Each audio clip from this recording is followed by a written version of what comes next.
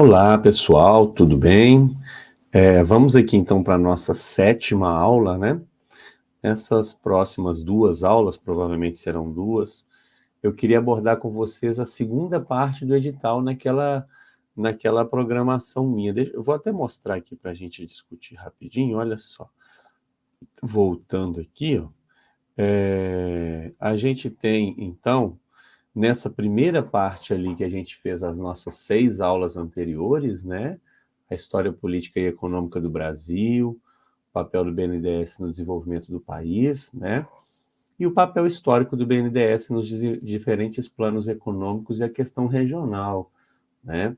Fiz uma conta de padaria aqui hoje mais cedo e vi que deu um pouquinho mais de 6 horas de aula, né? Esse segundo trecho é um trecho bem menor, tá bom? Não sei quanto tempo a gente vai demorar, vou conversando aqui com vocês, né? Mas é um trecho bem menor por alguns motivos, tá bom? Então, o ponto 2.3, que eu desloquei ele aí, que ele ficava lá no final, eu acho mais interessante abrir a discussão com esse ponto, né? O papel dos bancos de fomento no desenvolvimento econômico e social é um ponto bem conceitual, tá bom? A minha formação, né, a minha graduação, mestrado e doutorado é em sociologia, eu sou historiador também, né, com graduação em história também, mas fiz uma longa jornada na sociologia, na pesquisa, estudei bastante economia, mas a minha ideia, tá, gente, e a ideia da banca, se a banca for coerente com o que ela quer no edital, e lembrando que essa é uma matéria da parte de conhecimentos básicos, tá? É que essa segunda parte não é uma parte que nós vamos nos aprofundar em conceitos muito complexos de economia. A gente tem as pessoas que vão fazer a prova para economista, e a gente tem aí os conhecimentos específicos, né? Cálculos, um jargão pesado, conceitos mais complexos, né? A minha ideia, montando essa segunda parte aqui, é imaginando, né, que a banca tem consciência de quem vai fazer essa prova sobre a história, essa prova, né, de conhecimentos básicos, em particular esta matéria, são pessoas que estão fazendo para arquitetura, para administração. Então, espera-se que você, querendo trabalhar num banco público, né, de fomento, fazendo essa parte de conhecimentos gerais, a banca imagina que, e eu imagino que o coerente é isso, né, que o candidato, a candidata tem um conhecimento mínimo sobre o que é um banco de fomento, sobre as formas de atuação desse banco. E o que é que é assim, né? O ponto 2.3, o que é um banco de fomento, quais são as características, como é que eles funcionam, né? O ponto 2.3, 2.4 e aí deriva, né?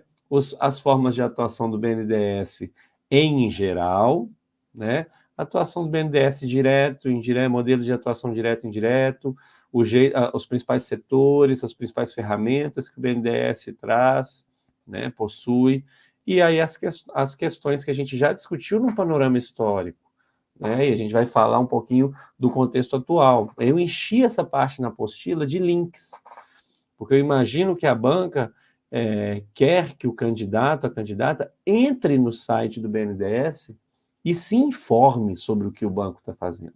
Claro que eu vou fazer um pouco isso para vocês, né? Mas num nível de detalhamento menor. Se você tiver tempo, recomendo que você visite todos os links que eu separei para você e que você leia com mais calma essas discussões, né?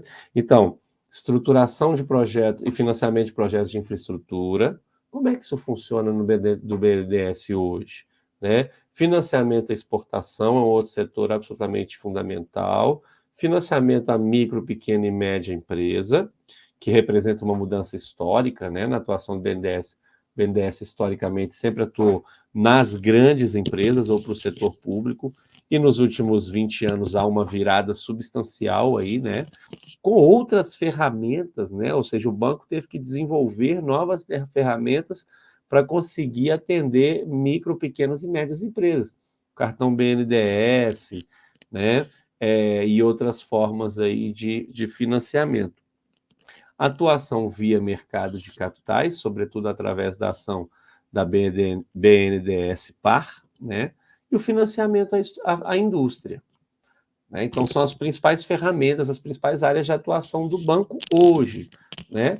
E o ponto 2.2, que eu desloquei lá para o final, que eu acho que faz mais sentido a gente discutir isso no final, é a participação do BNDES nas políticas públicas aí, né, nessas áreas estratégicas, a partir do governo Lula 3. Tá bom? É meio que, se cair uma questão dessa, né, do ponto 2.2, é meio a banca dizendo assim, olha, vamos ver se essa pessoa está lendo o jornal, vamos ver se essa pessoa está ligada nas questões do banco agora, né? Porque a gente fez as aulas anteriores sobre o passado do banco, né? Vamos fazer uma aula agora sobre as possibilidades de atuação do banco, mas o ponto 2.2 é basicamente como é que o banco tem atuado nos anos de 23 e 24, né? Sobretudo no ano de 23, talvez primeiro semestre de 24, porque essas provas elas têm um período grande, tá, gente? Desde o tempo que elas estão prontas até a sua aplicação, né? O período de elaboração de questões e aplicação é um período bastante longo, tá bom? Então, eu focaria em questões, sobretudo, do ano de 2023. 2023, primeiro ano do governo Lula, várias diretrizes mudam, como é normal numa democracia, primeiro ano de governo, grandes mudanças importantes, muda-se presidência do BNDES, muda-se ministérios, muda-se as estruturas do ministério, as diretrizes do governo, né? E sem julgamento de valor, o governo Lula possui uma diretriz, um projeto muito diferente do governo Bolsonaro, né? O governo anterior. Então, é natural essas mudanças. E aí, a gente tem aí três grandes projetos importantes com envolvimento do BNDES nesse terceiro governo Lula. Né? Naturalmente, a banca não vai trazer uma questão em que seja necessário que o candidato, a candidata, faça juízo de valor sobre o governo Lula, sobre essas políticas. Tá? Porque o que a banca menos quer numa prova é abrir espaço para subjetividade, porque subjetividade é uma chuva de recursos. Então, vocês perceberam que nessas últimas 6 aulas eu fui bastante objetivo, né? A gente está contando a história da ditadura, está contando a história do Vargas, está contando a história do Fernando Henrique Cardoso, de outros governos, de forma objetiva. Olha, o que é que um candidato, a candidata precisa saber, né? Para conseguir responder uma pergunta nesse viés histórico-econômico. Agora a gente chega no presente, né, nessa parte do edital, e a gente continua sendo objetivo. Tá? Até questões que envolvem alguma polêmica, tá bom? Eu vou contar para vocês e citar essas questões de uma forma bastante objetiva também. Né? Uma prova dessa não tem espaço para julgamento de valor, e se tem uma coisa que eu e vocês não temos, é tempo sobrando para ficar de papinho, né? Então a gente vai para o que interessa, vai falar de temas importantes, mais relevantes. E no ponto 2.2, a gente tem, então, o novo PAC. O que é um novo PAC? Qual é o papel do BNDES nesse novo PAC? Né? A Nova Indústria Brasil, outro projeto, né? Com a participação fundamental do BNDES, e o Plano de Transformação Ecológica, que são 3 projetos muito grandes relacionados a esses 2 conceitos que são absolutamente fundamentais nesses países da periferia do capitalismo, né? Agora na virada do século XX, século XXI, né? Neoindustrialização, políticas públicas de tentativa de reverter o nosso processo de desindustrialização, mas industrializar com mais qualificação, né? Industrializar agregando mais valor, não é aquela industrialização mais dos anos 50, 60, não é necessariamente a indústria pesada, não é necessariamente o processo de substituição de importações, é uma outra industrialização e que seja descarbonizada, ou seja, esse processo de reindustrialização precisa ser minimamente verde, né? Então, quando a gente está falando de descarbonização, a gente não está falando só das indústrias, mas da descarbonização, na medida do possível, de todos os setores econômicos do Brasil, né? Na luta contra as transformações climáticas.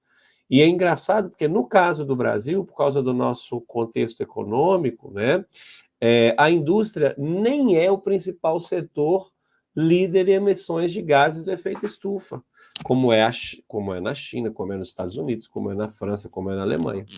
No caso do Brasil, o setor agropecuário, em particular a pecuária, é o principal emissor desses gases, né? Então, quando a gente está falando de descarbonização, a gente está falando de reduzir o que a gente convencionou chamar de pegada ecológica, né? Ou seja, o tamanho aí do prejuízo que nós, enquanto nação, causamos ao meio ambiente, tá bom? Então a gente vai falar disso no final dessas duas aulas, né?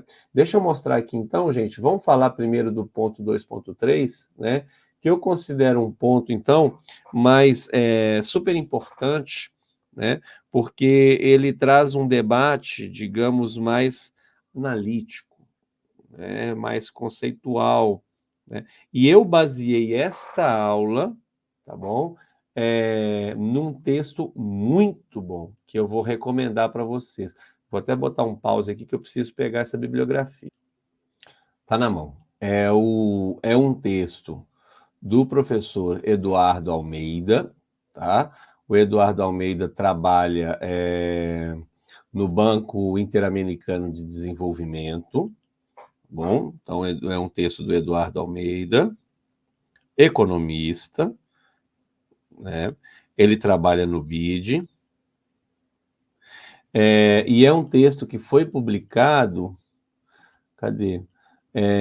Nos cadernos do IPEA em 2017, bom? Numa publicação chamada Boletim Regional Urbano e Ambiental. São essas publicações que o IPEA e outros órgãos, né, publicam, sobretudo de discussão interna, né, mas que também é uma revista científica, né? E é um texto que se chama O Papel dos Bancos Públicos para o Desenvolvimento Econômico e Social. Tá? Então, estou baseando essa aula 7 nesse texto, né? Se você quiser lê-lo, é só colocar aí Eduardo Almeida, Bancos Públicos, ponto PDF, IPEA 2017, você já vai ter lá no Google esse resultado. Tá? É um texto de 10 páginas. Então, se você quiser ler um pouco mais, aprofundar um pouco mais, é que aqui, né, gente, a gente se propôs a fazer um curso de 5 horas, né? Eu já gravei 6, ainda ficaram faltando no mínimo mais 2 para responder essa parte final aqui, para fazer essas 2 aulas finais. Então, estourou muito o tempo, né? Então, vou fazer aqui uma visão bastante panorâmica também, imaginando, né, se a banca for coerente, que das 4 questões desta matéria na prova, pelo menos 2 vão ser dessa segunda parte do edital, né? Duas sobre a atuação do BNDES hoje, e eu acho que essa discussão do ponto 2, ponto 3 é muito fundamental, tá? Para a gente conseguir entender posteriormente, né, o que é que o BNDES faz, como é que ele atua, tá? Eu estou, então, tá, gente, fazendo essas aulas, essas 2 aulas, pensando que a imensa maioria das pessoas que estará me assistindo é leiga no assunto. Bom, porque se a gente pegar os 90 mil candidatos deste concurso, apenas uma parte muito, muito, muito pequenininha desses candidatos são economistas. Tá? Se você é economista, inclusive, bem provavelmente, não vale nem a pena assistir essa aula, no sentido de que eu estou fazendo aqui um beabá, tá? Da atuação dos bancos públicos de desenvolvimento e da atuação do BNDES. Se você quiser assistir como uma relembrança, como uma revisão, ótimo, né? Mas a gente está falando o tempo inteiro aqui da forma mais simples possível, da forma mais básica possível, dos conceitos de forma mais básica, e imaginando que ninguém tem tantos pré-requisitos, tá? De entendimento. Se quase ninguém tem tantos pré-requisitos econômicos, então, às vezes, eu vou dar 2 passos para trás para poder dar 3 para frente. Bom, explicando com calma. Bom, qual que é a atuação principal dos bancos públicos de desenvolvimento ou dos bancos de fomento, tá, gente? Esses nomes vão mudar um pouco, tá? Pelo mundo aí, né? Então, a atuação principal desses bancos, né, ela se dá, sobretudo, em momentos de dificuldades econômicas, né? Então, existe aí uma atuação que é pontual, né? Quando há um momento de crise. Essa é a primeira possibilidade, tá bom? E essa atuação pontual é o que nós chamamos, na economia, na sociologia, na política, né, de uma política anticíclica. Ou seja, o Banco de Fomento é cíclica. O Banco de Fomento, ele é uma ferramenta importante do Estado para reverter um ciclo negativo, né? Uma alta de juros exagerada, o Banco de Fomento pode entrar com juros baixos na tentativa de forçar o mercado a baixar os juros. É isso que a Dilma fez em 2015, por exemplo, não deu muito certo, mas o BNDE teve esse papel em 2014, 2015, de forçar o juro para baixo, não funcionou, né? Ou o banco público está aí financiando uma obra de infraestrutura no momento em que os bancos privados, com medo dos cenários que se desenharam futuros, estão tirando o corpo fora aí, tanto do crédito quanto do funding, né? Então é interessante pensar nisso, né? Que essas políticas anticíclicas, elas precisam ser feitas necessariamente pelo Estado, né? Se você depende do setor privado nesse momento de crise, de dificuldade, ele vai fortalecer esse ciclo negativo. Os bancos privados, ou mesmo os bancos públicos, né, dentro da autonomia possível que eles têm, eles vão surfar conforme a onda, com medo das incertezas, né? Então, o Banco de Fomento, ele atua, em geral, num momento, né, de muita incerteza econômica, né, nessas atuações pontuais, né? Então, por quê? Porque o Estado tem capacidade de absorver, se necessário, né, o ônus dessas incertezas, né? Então, é importante pensar que o objetivo principal, o objetivo inicial de um banco de fomento diferente, ou de um banco de desenvolvimento, diferente dos bancos públicos e privados, mas dos bancos comuns, não é lucrar. Não é lucrar. Claro que é uma instituição que precisa ter saúde financeira, né? Mas a gente já eu vou comentar sobre isso. A escolha dos projetos, a escolha dos financiamentos, muitas vezes passa por critérios políticos, estratégicos e não necessariamente apenas econômicos, né? Vou dar um exemplo. Financiamento de saneamento básico e a gestão do próprio saneamento básico é algo que, historicamente, pelo mundo, nunca deu lucro. Muito, muito raro, né?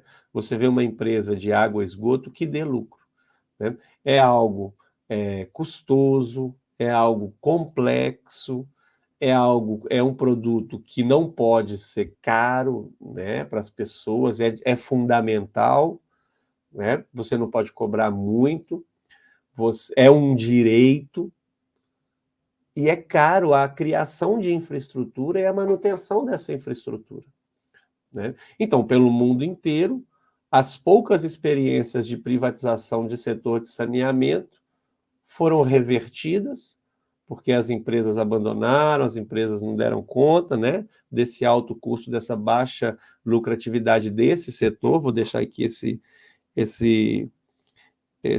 exemplo, né? É complicado, né? Então, como é que isso funciona? Bom, aí entra a segunda possibilidade de ação do Banco de Fomento. Políticas estratégicas, né? No início do governo Lula e final do governo Fernando Henrique, se identificou a questão do saneamento como absolutamente fundamental para que o Brasil se desenvolvesse socialmente, desenvolvesse a sua saúde pública, desenvolvesse, né, que o panorama urbano melhorasse, que a mortalidade infantil reduzisse, né, que a higiene melhorasse. Quem é que vai injetar, né, recursos nessas obras de saneamento? É claro que hoje, em algumas regiões do Brasil, a gente ainda tem quase metade das pessoas sem acesso a esgoto tratado, sem acesso à água tratada, sobretudo na região norte, né, mas bastante também na região nordeste. Mas em algumas outras regiões a gente avançou muito em saneamento, né? No centro-oeste, sul, sudeste e algumas partes da região nordeste, a gente tem aí algumas regiões acima de 80% de atendimento de água e esgoto tratado. Isso há 25 anos atrás não passava de 40%, mesmo nas regiões mais ricas do Brasil. Então, houve uma expansão da infraestrutura de saneamento através da parceria, que não é lucrativa nem a curto, nem a médio, nem a longo prazo, mas que precisa também ter saúde financeira, reverter não só, né, em termos de lucro, mas em qualidade de vida, em projeção da sociedade, né? Mas a parceria foi dos bancos de fomento com as empresas públicas de saneamento, como, por exemplo, a Sabesp, aqui em São Paulo, que foi vendida há pouco tempo, né? Então, você tem aí uma parceria, né, entre um banco de fomento, uma empresa pública, num projeto, isso é uma característica comum também dos bancos de fomento, num projeto de longo prazo, que é algo que os bancos privados, ou mesmo os bancos públicos, né, mas os bancos que funcionam na lógica dos bancos, vão pular fora. Vão pular fora porque há projetos de infraestrutura e projetos industriais também, cuja rentabilidade é baixa, cujo período de maturação e de desenvolvimento é muito longo, né? Então, esse é um problema grave aí, que num certo sentido, né, esses bancos de fomento procuram resolver, né? Então, nesse sentido, são bancos, e a gente está falando do BNDES, mas a gente pode falar do Banco dos BRICS, do Banco Interamericano de Desenvolvimento, do Banco de Reconstrução no final da Segunda Guerra Mundial, né? E de outros bancos de desenvolvimento pelo mundo, tanto em países mais ricos quanto em países mais pobres, né? São objetivos sociais, tá?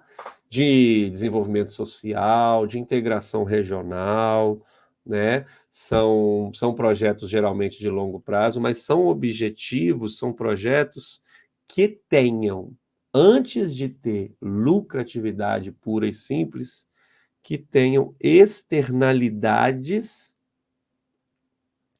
positivas, né? Ou seja, que no final desse processo, durante esse processo, estejam retornando para a sociedade algo bom, né? Eu acho que o exemplo do saneamento é muito bom para a gente pensar nisso, né? Porque você pode ter, porque o saneamento, historicamente, como eu falei, ele tende ao prejuízo, ele é mais complicado do ponto de vista da racionalidade econômica, né? Porque a gente tem projetos de longo prazo com a participação muito importante dos bancos do Banco de Fomento, do BNDES, como, por exemplo, o Minha Casa Minha Vida, que foi um projeto que teve um retorno social importante, mas que também teve um retorno econômico importante, que moveu a economia, que ajudou a derrubar a taxa de desemprego naquele momento, que é um projeto, né, que se desenrolou no setor de construção civil, que é um setor que historicamente contrata muito, emprega muito, né? Então, você muitas vezes, mesmo em projetos longos e com base social, de integração regional e tal, você pode ter também uma externalidade positiva, não só social, em termos de desenvolvimento da sociedade, qualidade de vida, mas uma externalidade boa também do ponto de vista financeiro, né? O que para o banco de fomento é melhor ainda, porque vai ajudar que esse banco tenha saúde financeira, né? Que ele se mantenha, que ele consiga gerir seus recursos com qualidade, né? Mas é importante pensar nisso, tá, gente? Um banco de fomento pelo mundo, ele vai considerar em alguns momentos, ou em muitos momentos, financiar projetos que não têm por exemplo, uma lucratividade clara, mas que tem externalidades positivas, tá bom? Então lembra aí desse jargão, né? Externalidades positivas, que é um jargão aí das políticas públicas, né? Versus lucratividade. Se tem os dois, ótimo, né?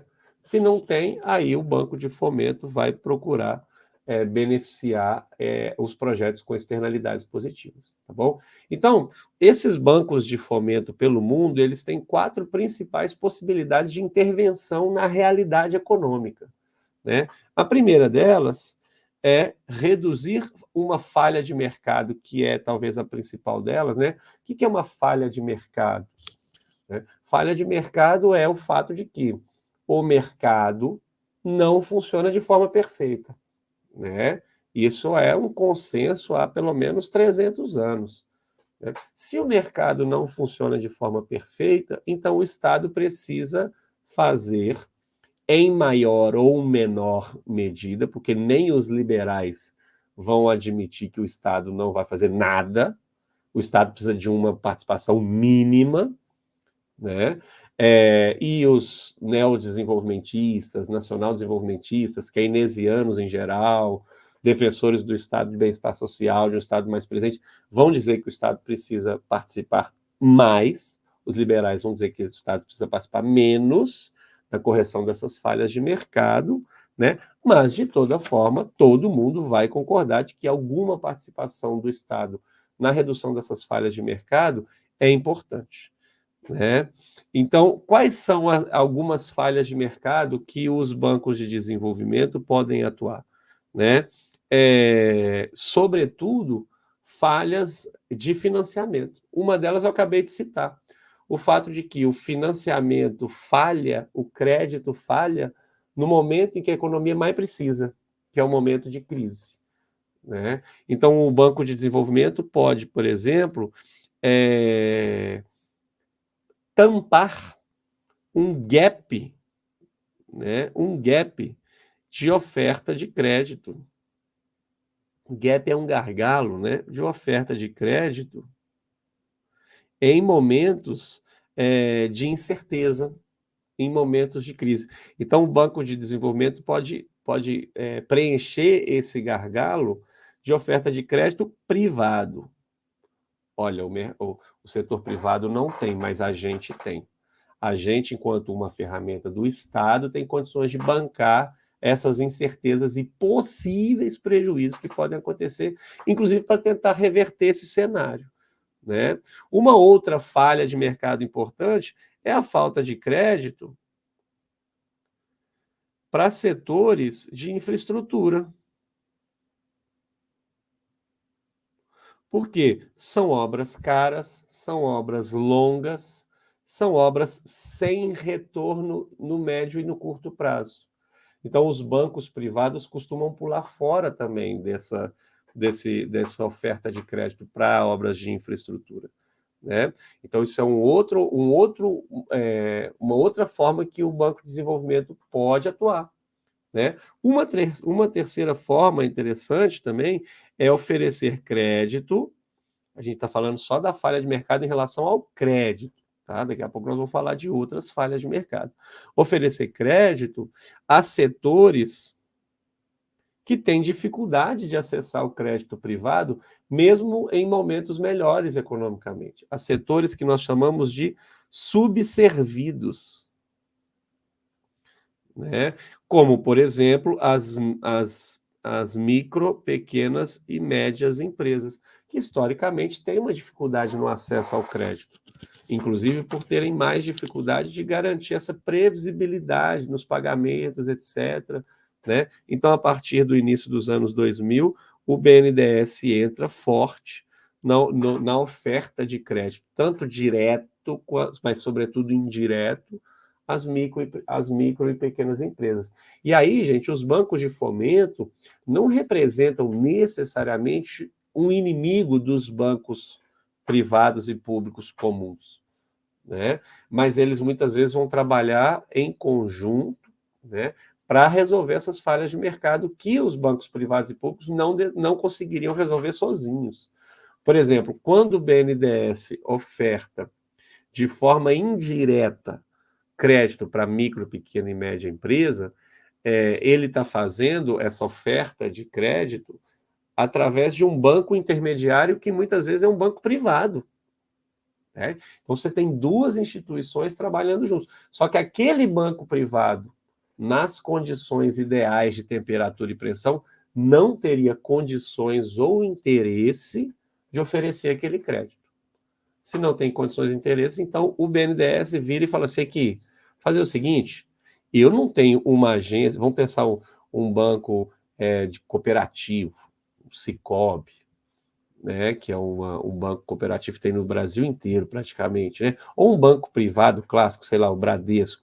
O BNDES vai dizer, olha, eu não tenho a capilaridade que você tem, de ter agência, de ter um tantão de funcionário, de poder ligar para a galera, atender a galera.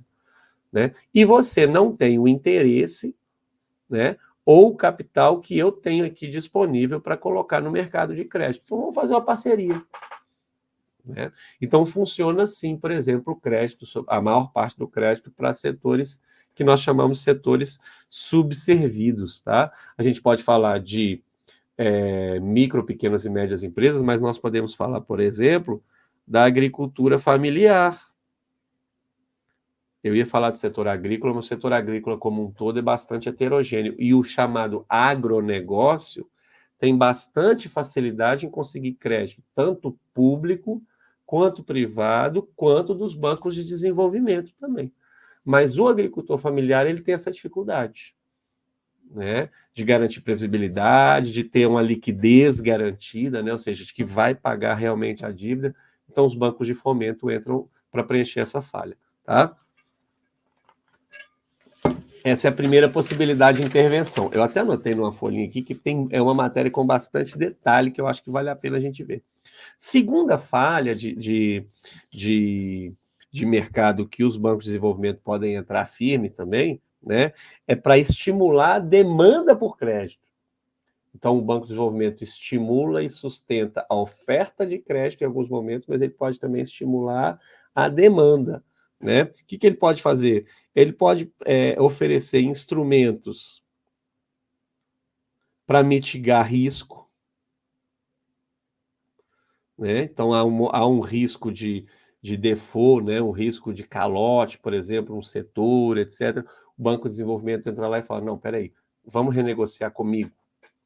Eu vou oferecer essa garantia. Né? Ele pode mobilizar outros setores bancários, financeiros, para organizar a oferta de crédito.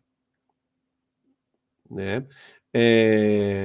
Mas é importante pensar que tanto para a oferta quanto para a demanda de crédito, ele pode ajudar as empresas, né, a conseguir o crédito, né? Ou seja, ele vai estimular essa demanda por financiamento, porque ele pode, por exemplo, oferecer projetos, assessoria, né? Que aí entra aqui essa outra função muito importante, né? Os bancos de desenvolvimento têm setores técnicos importantes, que muitas vezes vão oferecer o que o setor privado não tem interesse em oferecer também, que é assessoria. A assessoria, inclusive, no sentido de ensinar e organizar a demanda por crédito. Olha, como é que pede dinheiro emprestado? Como é que faz? Como é que estrutura o seu projeto?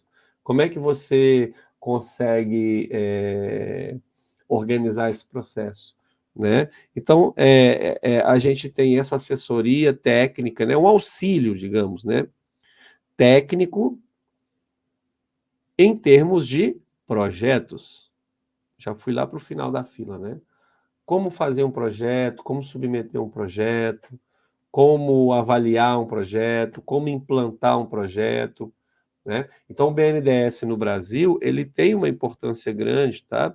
Como um espaço de apoio técnico, sobretudo atualmente, tá? Para as micro, pequenas e médias empresas. sentido que há um corpo técnico para auxiliar essas empresas na sua demanda por financiamento, para que isso seja feito de uma forma mais organizada, previsível, né? Então, esse é um ponto importante. E uma outra função que os bancos públicos de desenvolvimento podem ter, né, é de serem uma ferramenta do Estado ou de regulação, né? Então, ou de implantação de política monetária, né? Na tentativa de assegurar um bom funcionamento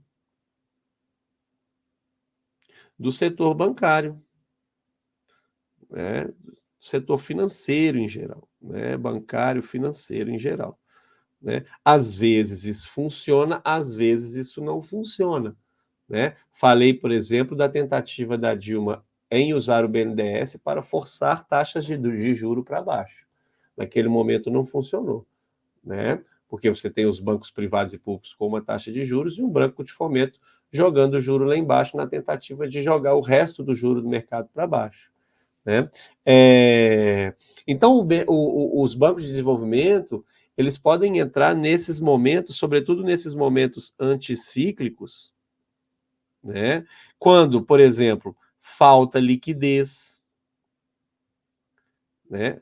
Os entes financeiros e as empresas não estão conseguindo garantir, né, cobrir as suas, honrar os seus compromissos, né? Falta grana, falta possibilidade, né, de honrar esses compromissos, né? Pode entrar no mercado para tentar desfazer, né, oligopólios e monopólios financeiros, né, com o Banco de Desenvolvimento aparecendo ali como um concorrente, né? E ele pode entrar como essa transmissão de política monetária, política fiscal, etc., como esse exemplo aí da taxa de juros. Tá? Agora, é importante que o governo, ao usar o Banco de Desenvolvimento, tenha muito cuidado para não gerar o que os economistas chamam, tá, de crowding out. Que aí é o pulo do gato, né? O Estado precisa intervir sem intervir demais.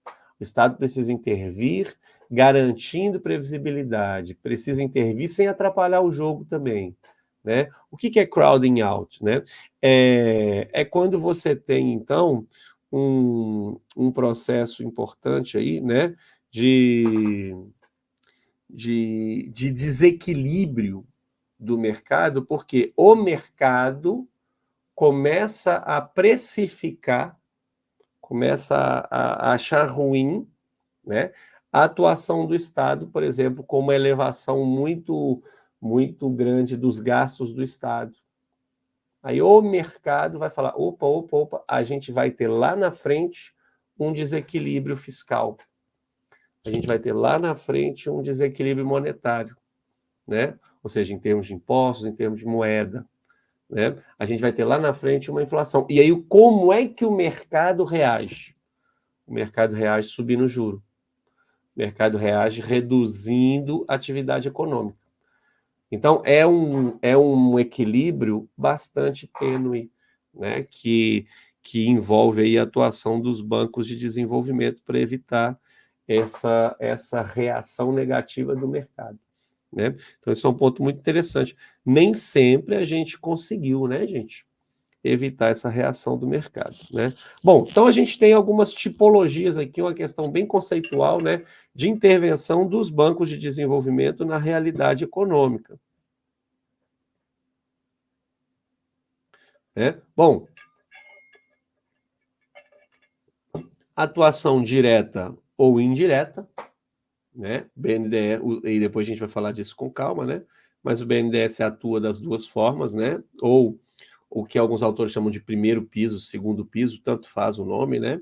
Então, na atuação direta, o banco de desenvolvimento fornece crédito, né? Ou fornece financiamento, funding também, né? Ao usuário final. Exemplo, Finame, né? No processo de financiamento de máquina industrial, etc., a indústria pede o crédito direto ao BNDES, tá bom? E você tem também o sistema indireto, em que você tem o Banco de Desenvolvimento, uma instituição financeira bancária que media a relação entre o Banco de Desenvolvimento e o usuário final. Exemplo, cartão BNDES, né, que vai ser gerido aí por outras instituições financeiras, né? Então é interessante pensar nisso, né? Você tem essas duas formas aí de, de atuar no mercado, né? Um banco de desenvolvimento pode fomentar crédito, pode emprestar, né, e esperar este pagamento, ainda que seja com juros subsidiados, né? Porque aí já não é uma instituição bancária como as outras, o juro pode ser subsidiado,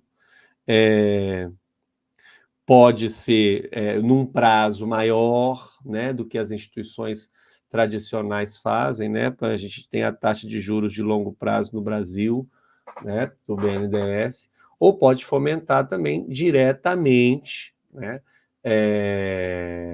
os fundos, né, o funding, né, investindo na obra, na indústria, etc., né, investindo. E muitas vezes esse investimento, inclusive, é não reembolsável, né? Depois a gente vai falar rapidinho sobre o fomento do BNDES no setor cultural, por exemplo. Você tem alguns fundos, né, que são não reembolsáveis, ou seja, é uma espécie de patrocínio, né? É uma outra forma de investimento, não é crédito. Bom, ou seja, o usuário, em alguns casos, não vai pagar para o banco de fomento, né? Embora não signifique que seja festa, né, gente? Você tem muitos critérios para que esse usuário seja aí, tenha acesso a esse funding, né? E o banco de desenvolvimento também pode ser um gestor, o BNDES em alguns casos, né, da captação, né, de recursos de funding de outras instituições financeiras, de estados, etc., né, funcionando aí, então, como um coordenador, né, tanto de crédito quanto de funding, né? Exemplo, o Fundo Amazônia. O Fundo Amazônia surge no governo Lula, sobretudo com capital norueguês e alemão, entra em crise no governo Bolsonaro e depois volta a existir no governo Lula, né? Quem gere esses recursos não são recursos do BNDES, são recursos estrangeiros, mas geridos no Brasil, né? O BNDES vai escolher os projetos e tal, vai distribuir a grana, parará, por uma instituição que esses donos dos recursos estrangeiros considera idônea e capaz, né? Não só idônea, mas competente para gerir esses fundos, o BNDES. Tá bom? Então a gente tem aí essas três formas, né, de atuação bem básicas de um banco de fomento, tá bom? Vamos seguindo aqui, que a gente já vai estourar o tempo como sempre também, né? Historicamente, né? Isso a gente já falou bastante, né? A gente tem três momentos principais aí dos bancos de fomento, né? O primeiro momento ali entre os anos 50 e o final dos anos 70, começo dos anos 80, que é o auge, né? O desenvolvimento dos bancos de fomento, né? Dos bancos de desenvolvimento ou dos bancos de fomento e o seu auge. Criação do BNDES, BNDE, né? O BID, o BIRD, vários bancos na América Latina, vários bancos na Europa, né? Sobretudo movidos pela ideologia nacional desenvolvimentista, né? E por outras ideologias mais nacionalistas mesmo, né? Nacionalismo econômico, né? Mas também por uma crítica comum nesse período, né? E a gente já falou disso nas nossas outras aulas, uma crítica ao liberalismo, né? Ou seja, uma outra visão do Estado como provedor de serviços, não só como mediador, né, mas como provedor, né, do Estado mais keynesiano. Bom, há um segundo momento de crise dos bancos de fomento, né, ou dos bancos de desenvolvimento, tanto faz, tá? Sobretudo por causa do consenso de Washington, né, gente? Que vai definir aí essa hegemonia, né, do liberalismo nos anos 80 até o começo dos anos 2000, até meados aí da primeira década dos anos 2000, né? Então, você tem uma redução do papel do Estado, uma redução da importância, você tem um processo forte de privatização pelo mundo, e, naturalmente, os bancos de fomento vão entrar nessa dança e vão perder ferramentas, vão perder fundos, perder capacidade de atuação aí na realidade. Né? E um terceiro momento vou dar o apelido aqui engraçadinho, de ressurreição, né, de retomada, né, dos bancos públicos de desenvolvimento, né, sobretudo a partir de algumas crises sistêmicas no capitalismo no século XXI, né, que vão voltar a colocar em xeque o liberalismo e vão voltar a deixar clara a importância de uma atuação do Estado no campo econômico de forma mais estratégica, mais sistêmica, ou mesmo mais pontual, né? Então, a gente tem a crise que começa como uma crise imobiliária de 2008 nos Estados Unidos, né? Que demonstra, né, um descontrole muito grande do Estado americano sobre o setor financeiro e que vai gerar essa crítica, né? E que o Brasil, nesse período, sente muito pouco as consequências dessa crise global de 2008, inclusive por causa da ação do BNDES, do Ministério do Planejamento, enfim, de políticas econômicas do momento, né? Embora a gente estivesse também num momento econômico muito bom, né, para o Brasil, em um momento externo, né, num contexto externo pré-2008, bastante bom também, boom das commodities, etc. Né? E um outro evento bastante recente, que demonstrou a importância aí dos bancos de desenvolvimento e que fez, né, uma retomada desse debate da importância da pandemia. Né? Então, vários países perceberam que em momentos de crise extrema, como a pandemia, uma guerra, agora a gente tem a sombra, né, das catástrofes climáticas, o Estado naturalmente terá que retomar, então, né, um papel de maior protagonismo na política econômica e nessas atuações aí pontuais em momentos de crise muito pronunciada.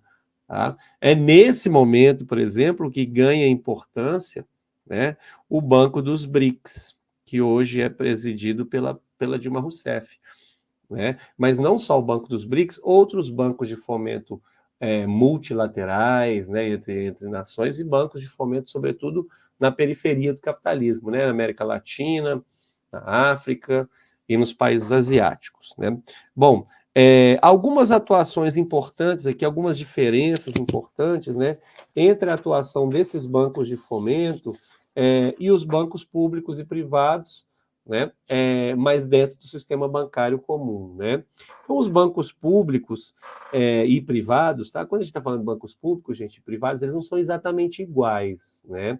Mas eles estão funcionando na mesma lógica. Então, a gente tem no Brasil dois grandes bancos públicos principais, o Banco do Brasil e a Caixa Econômica Federal, né? Duas instituições centenárias, né? O Banco do Brasil bicentenária, né? Então, não são bancos iguais aos bancos privados, mas eles estão trabalhando na mesma lógica, e existe nos bancos públicos uma urgência maior de saúde financeira do que nos bancos de desenvolvimento. Tá? Embora não seja a mesma exigência tão imperiosa, né, de saúde financeira que tem os bancos privados. Né? Mas são bancos que estão correndo atrás de lucro também, e que lucram. Tá? Então, os bancos privados e públicos oferecem pouco crédito de longo prazo. Isso é um problema, isso é uma falha de mercado, né? Que a gente já comentou, por causa do cenário de incerteza que esses créditos aí vão ter embutidos neles, né? Então, o BNDES, gente, ele tem algumas linhas de crédito de infraestrutura com pagamento para 45 anos, né? Porque é um banco que pode absorver essa incerteza. Como é que um Bradesco vai fornecer crédito com uma taxa um prazo de pagamento tão extenso? Porque, de fato, você tem obras de infraestrutura, em particular o setor de infraestrutura, em que tudo é muito lento, né? Você está financiando aí uma ferrovia, a própria construção já vai demorar, e o processo de autossustento desta obra vai demorar mais ainda, né? Então, os bancos de desenvolvimento, os bancos públicos de desenvolvimento, podem lidar melhor com esses cenários de incerteza, né? Sobretudo por causa da questão de tempo, né? A avaliação de projetos nos bancos comuns, entre aspas, ela é muito mais racional e econômica, ou seja, vamos ver quem é realmente competitivo. Quem é competitivo, quem vai nos ajudar a lucrar, quem vai ter liquidez para nos pagar, né? A agricultura familiar no Brasil, ela é realmente competitiva para esses bancos? Não, não é. Ela é importante socialmente, ela é importante economicamente, mas competitiva ela não é. Então, ela vai ter dificuldade de acessar esse crédito, né? Nos bancos públicos de desenvolvimento ou nos bancos de fomento, as decisões são também racionais, econômicas, você não quer tomar prejuízo, mas não são decisões também políticas e estratégicas. Tá? Isso é um ponto importante. Vou contar um caso aqui sem julgamento de valor. Quando o BNDES começa a fomentar pesadamente obras de engenharia no exterior, por exemplo, as obras que a Odebrecht fez na Venezuela, as obras que a Andrade Gutierrez e a Odebrecht fizeram em Cuba, né? As obras que a Camargo Correia fez em Angola. A imensa maioria dessas obras foi crédito e foi pago, mas uma parte estava dentro já do planejamento estratégico com a possibilidade alta de inadimplência, como foram as obras realizadas em Cuba, né? Um país que não tinha liquidez. As instituições ali não tinham liquidez para pagar o crédito que receberam do BNDES. Mas, e aí eu estou falando apenas do ponto de vista estratégico, esse funding do BNDES para essas empresas, e esse crédito, né? Em alguns casos foi crédito, em outros casos foi funding, para essas empresas brasileiras atuando fora do país, cumpria dois critérios muito políticos e estratégicos. Aliás, um critério mais econômico que é, bom, são empresas nacionais, estão trazendo recursos para cá, estão empregando gente, né? Estão desenvolvendo tecnologia, né? Estão ocupando outros espaços externos, mas o outro objetivo é, através dessas obras, o Brasil está projetando poder no Cone Sul, no Atlântico Sul. O Brasil está projetando influência política em Angola, em Cuba, na Venezuela, no Uruguai, na Argentina, né? Então, é natural, e estou falando do BNDES, que isso gerou depois muita polêmica, mas isso é muito comum com outros bancos de desenvolvimento pelo mundo, tá? Projetos com menos foco econômico e mais foco político e estratégico, né? A atuação, muitas vezes, da França e dos bancos de fomento franceses nos países ex-colônias francesas no continente africano, no Senegal, na Burkina Faso, no Benin, muitas vezes é uma atuação que não é economicamente viável, interessante, mas que ajuda a França a manter uma influência política sobre aqueles países, né? Que apesar de serem ex-colônias, têm partes importantes da sua economia controladas por companhias francesas. E essas companhias francesas não estão apenas lucrando, mas estão também projetando o poder da França sobre aquele espaço que no passado foi colonial e que hoje, apesar de não ser colonial, ainda há uma influência política e econômica importante. E monetária, né? Que é a França que emite a grana, ela que emite, né? Ela que produz, emite e que lastreia o franco CFA. Né? Eu estou contando essa curiosidade aqui, que é a moeda dos países da África Ocidental. Né? Então, são decisões estratégicas, tá, gente? Bom, a missão dos bancos públicos de desenvolvimento passa por fomentar setores, né, projetos com objetivos menos palpáveis, né? Objetivos de longo prazo, objetivos mais abstratos, objetivos que, às vezes, com essas externalidades positivas, né, mas objetivos no sentido desenvolver uma região, melhorar a qualidade de vida, tudo isso é importante, é calculável, é monitorável, mas do ponto de vista da racionalidade econômica é menos palpável, não interessa muito ao setor privado e mesmo aos bancos públicos. Né? Como você pensar, integração, esse projeto tem como objetivo a integração maior do estado de Alagoas na economia brasileira, etc. Isso é para quando? Né? Então você tem projetos estratégicos, menos palpáveis no curto prazo, né? Enquanto os bancos priorizam competitividade, priorizam lucratividade, priorizam liquidez, né?